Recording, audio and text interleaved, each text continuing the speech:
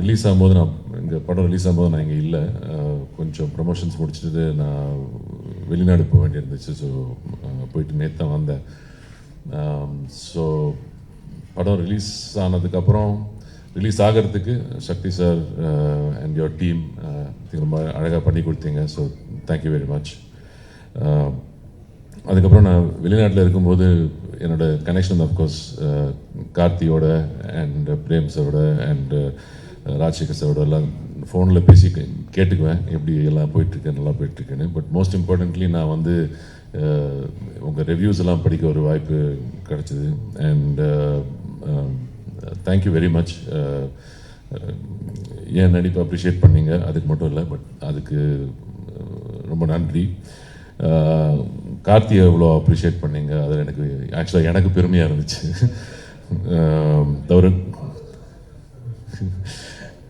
And கூட நடித்தவங்க எல்லாம் அவங்கள அப்ரிஷியேட் பண்ணீங்க, அது எனக்கு இன்னும் சந்தோஷம் கொடுத்துச்சு.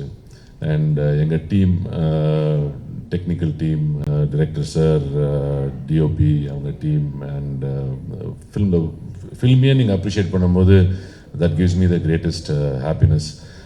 நாங்கள் என்ன பண்ண, நானும் சரி கார்த்தியும் சரி, நாங்கள்லாம் ஒரு எஃபர்ட் எடுத்து எங்களுக்கு தெரிஞ்சதை பண்ணுவோம். அண்ட் பட் மோஸ்ட் இம்பார்ட்டன்ட்லி நோக்கம் என்னென்னா, படம் வந்து அவர் டிரெக்டர் எதிர்பார்த்த மாதிரி, நாங்கள் படித்து புரிஞ்சுக்கிட்ட மாதிரி அது வெளியே வரணும். நாங்கள் ஏதாவது நடிக்கிறோன்னு எக்ஸ்ட்ரா பண்ணி அதை கெடுத்துடக்கூடாது.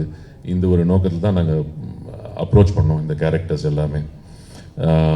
அண்ட் ஒருத்தர் நாங்கள் ஒரு கார்த்தி சொல்கிறாரு, ஐ மீன் எனக்கு ஆனஸ்ட்டாக சொல்லணுன்னா என்னை யாராவது காம்ப்ளிமெண்ட் பண்ணால் எனக்கு எப்படி எடுத்துக்கணும்னு தெரியாது. ஸோ தேங்க்யூ ஃபார் இன்ட்ரடியூஸ் பண்ணி விட்டீங்க. தேங்க்யூ. ஆனஸ்ட்டாக சொல்லணுன்னா நாங்கள் ஒர்க் பண்ணும்போது நாங்கள் ஒரு ஐடியா வச்சுருப்போம். இந்த கேரக்டர் வந்து கார்த்தி சொன்ன மாதிரி ஒரு கிராஃப், அவர் ஊருக்கு வராரு, வந்துட்டு இது மாதிரி ஒரு கிராஃப் இருக்குது இந்த கேரக்டருக்குன்ற மாதிரி மனசில் வச்சுட்டு தான் போவேன். பட் ஆனால் நம்ம கூட இருக்கிற நடிகர்கள் வந்து நடிக்கும்போது அது ஒருத்தரை நம்ம வந்து அப்சர்வ் பண்ணி அதை வந்து இந்த சீனுக்கு வந்து என்ன தேவைப்படும், இதை நம்ம கம்மி பண்ணிக்கணும், இல்லை இதை நம்ம காம்ப்ளிமெண்ட் பண்ணணும், அது மாதிரி ஒரு டீம் ஒர்க்காக தான் ஒர்க் பண்ணுறேன். நான் வந்து எப்போவுமே யார்டையும் கம்பீட் பண்ணுறதுக்காக நான் ஒர்க் பண்ணல. உங்களுக்கே தெரியும், நான் அவ்வளோ படம்லாம் பண்ணுறதில்ல, நான் காம்படிஷன்லேயே இல்லை, ரேஸ்லேயே இல்லை. நான் வந்து ஒர்க் என்ஜாய் பண்ணுறதுக்காக நான் பண்ணுறேன். இது மாதிரி ஒரு என்வாயரன்மெண்ட்டில் வந்து ஒர்க் பண்ணுறது வந்து நிஜமாகவே என் லைஃப்பில் ஒரு வெரி மெமரபிள் எக்ஸ்பீரியன்ஸ். இந்த மாதிரி ஒரு ஃபிலிமில் வந்து இந்த ஷூட்டிங் எக்ஸ்பீரியன்ஸே ரொம்ப என்ஜாய் பண்ணி பண்ணோம். அது தவிர இந்த ஆடியன்ஸ் வந்து இதை கொண்டாடும் போது இன்னும் ரொம்ப சந்தோஷமாக இருக்குது.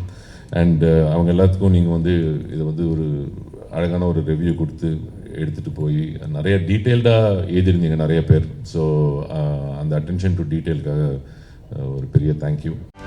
செய்திகளை உடனுக்குடனும் துல்லியமாகவும் தெரிந்து கொள்ள சப்ஸ்கிரைப் பண்ணுங்கள்.